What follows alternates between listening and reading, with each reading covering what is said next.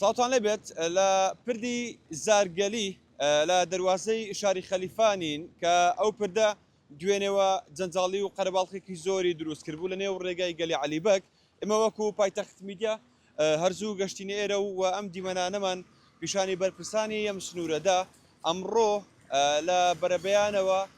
ئەو چاڵ و چۆڵانەی کە لەو پردە لاوەچیە هەبوو بە تەواوی پڕکراوەتەوە وەکو دەیبینن ئۆتۆمبیل بە ئاسایی ئەتوانێت بەسەریدا بڕوە جیاواز لە دوێنێوەکە بە سەدان چاڵ و چۆڵی تێدا بوو لەسەر بابەتی تەواوکردنی ئەو پردەی کە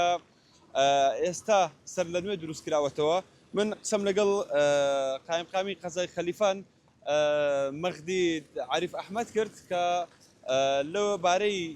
تەواوکردنی ئەو پردە ئەو باسی لەوە کرد کە 1970 پردەکە بە تەواوی کۆتایی بەکارەکانی هاتووە ئەوەی ماوە هەنێ وردەکاری کۆنکرێت ئیشی ئەملا و لای پردەکە کە کارەکانی دیارە ماوەتەوە کە 115 ماوە ئەوەش چاوەڕێی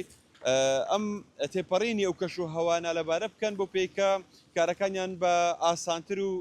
باشتر بەڕێوە بچێت. بۆیە لە کۆتایی ئەم مانگە وەکو قایمقامی قەزای خەلیفان وتی پردەکە بەڕۆی شۆفێران دەکرێتەوە کە لە دوێنێوە ئەم ڕێگایە ئاستەنگێکی زۆری بۆ شۆفێران بەتایبەت ئەو هاوڵاتیانی کە ڕویان لە ئیدارەی سەربەخۆی سۆران کردبوو بەتایبەت گەشتیاران بە ئاسانی نیان ئەتوانی بەسەر ئەو پردەدا هاتوچۆ بکەن کە پردی بەستنەوەی ڕێگای بەستنەوەی پارێزگای هەولێرە بە ئیدارەی سەربەخۆی سۆرانەوە. وەکوتم قایمقامی قەزای خەلیفان